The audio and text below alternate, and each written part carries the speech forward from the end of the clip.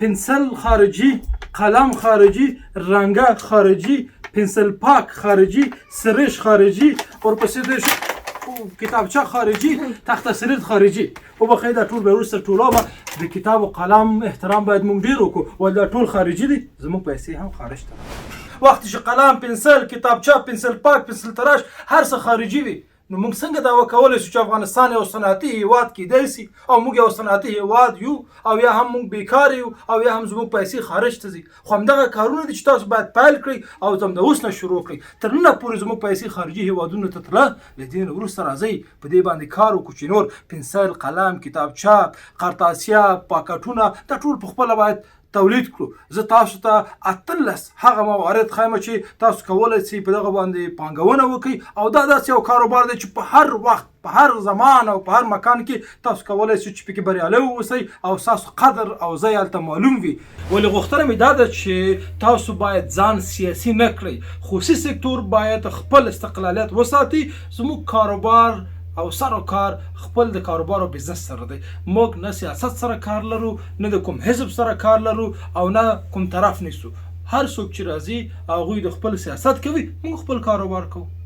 نو تاسو ته دغه 18 بزنسونه ښیمه چې تاسو کولی شئ چې سردم د اوس نه پکې پانګونه وکړئ او بریالی واوسئ. دوستان، لومړی بزنس چې تاسو ته زه ښیم هغه د پنسلو تولید دی. موږ په افغانستان کې هر کال د 1.8 میلیون ډالرو په اندازه یوازې پنسل افغانستان ته واردوو.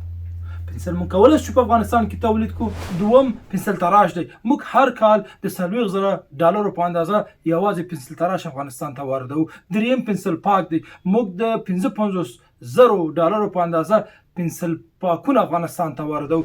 څلورم قلمونه دي. موږ مختلف نوع قلمونه افغانستان ته واردوو چې شاوخوا 1 میلیون ډالرو په اندازه موږ یوازې قلم افغانستان ته واردوو. پنځم کتابچې دي. موږ مختلف نوع کتابچو ته ضرورت لرو، د ماشومانو لپاره، د مشرانو لپاره، د انګلیسي ژبې لپاره، عادي کتابچې، منظم لوکس کتابچې، دا ټول موږ ضرورت لرو. شاوخوا موږ 21 میلیون ډالرو په اندازه هر کال کتابچې افغانستان ته واردوو. که چیرې د کتابچو کاروبار او د تولید کاروبار په افغانستان کې موږ پیل کړو، دا پیسې خپلېږي. 21 میلیون ډالر ډېرې پیسې دي، ډېر زیات. دا باید نور پردی نیسي. شپږم د توشو تولید دی. اووم د هایلایټر تولید دی. هایلایټر مختلف رنګونه دي چې تاسو کله مطالعه کوئ نو ځینې ځایونه په نښه کوئ. دغه هایلایټر هم موږ واردوو افغانستان ته. اتم د دوسیو تولید دی. موږ مختلف دوسیو ته ضرورت لرو. فایل ته ضرورت لرو، پلاستیکي دوسیو ته ضرورت لرو، کاغذي دوسیو ته ضرورت لرو، چې موږ هر کال د 80 نه تر 90,000 ډالرو پورې یوازې دوسي افغانستان ته واردوو. نهم قلم پاکون دی. یعنې د قلم د رنګو پاکول چې یو خاصه مایع لري، هغه هم موږ واردوو. لسم د CD او DVD تولیدول دي. 11 د سریشو جوړول او تولیدول دي. موږ هر کال د ترکیې څخه، عربستان څخه، هند، پاکستان او چین څخه د 2.3 میلیون ډالرو په اندازه یوازې سرش افغانستان ته واردوو. دا سرشونه مختلف دي، مثلا د لرګو دپاره، د ساختمان دپاره، همدارنګه د کتابچو کاغذو دپاره مختلف نوع سرشونه موږ افغانستان ته واردوو. که چیرې په دغه برخه کې تاسو پانګونه وکړئ، فرصت ډیر زیات. 12 د استنجاقو او سټپلرو تولید دی. موږ اوس دا د پاکستان او چین افغانستان ته واردوو. 14 د کاغذو قیتاک، یا کله دا د دوسیې سره یوځای کوئ او خاص منظم قیتاقونه دي چې دا کاغذونه باید منظم ونیول سي. دا قیتاقونه مختلف سایزونه لري. دا هم موږ د نورو هیوادونو څخه افغانستان ته واردوو. سکاچ ټیپ موږ د تایلند، امریکا، عربي هیوادونو څخه افغانستان ته واردوو. او هر کال د 800,000 ډالرو په اندازه موږ یوازې سکاچ ټیپ افغانستان ته واردوو. مختلف سایزونه دي. تاسو په خپله پانګونه وکړئ، په دغه برخه کې خپلواک شئ. 15 د خطونو پاکټ دی. تاسو پوهېږئ دا پاکټونه موږ واردوو افغانستان ته. هر کال 10,000 الی 12,000 ډالر یوازې موږ پاکټونه افغانستان ته واردوو. ولې خپله تولید نه کړو؟ 14 ماشین حساب دی. دغه د حساب ماشین موږ اوس د نورو هیوادونو څخه افغانستان ته واردوو. تیار هر څه منظم لري، سافټویر جوړ شوی، سیستم جوړ شوی. تاسو باید په افغانستان کې تولید کړئ. هر کال موږ د 80 تر 80,000 ډالرو پورې یوازې د حساب ماشین افغانستان ته واردوو. 18 سپری دی.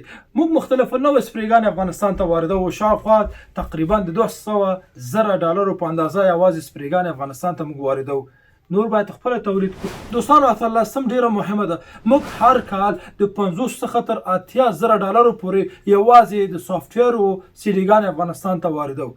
دا پیسې باید خپل سي، اوس پردي دي نور هیوادونو ته انتقالیږي دا ټول سي ډي ګانې په چین پاکستان او انډیا کې جوړیږي چاپیږي او افغانستان ته صادریږي یار سي ډي باندې 10 افغانۍ مصرف راځي ولې تر 200 افغانۍ پورې په بازارونو کې پلورل کیږي دا پیسې نور باید پردي نشي تاسو باید په دغه برخه کې پانګونه وکړئ دا هغه کاروبارونه و چې په لاندو الفاظو کې تاسو سره ما شریک کړه که تاسو په دغه برخه کې نور نظریات لرئ په کمنټ کې ولیکئ او که چیرې تاسو په بل موضوع غواړئ چې زه په هغه باندې ویډیو جوړ کړم په کمنټ کې ولیکئ په هغه موضوع باندې حتما زه ویډیو جوړوم تاسو ټول کمنټونه زه لولم دقیق لولم او بیرته زه ځواب لیکم په پای کې بیا وایم که چیرې غواړئ چې افغانستان یو صنعتي هیواد سي نو تاسو باید صنعتي فکر پیدا کړئ صنعتي فکر هغه وخت پیدا کیږي چې موږ عملا کار د کار وایو لاسونه بډ وهو او نور له دې نه وروسته دغه شعار ورکړو چې خپله لاسه ګله لاسه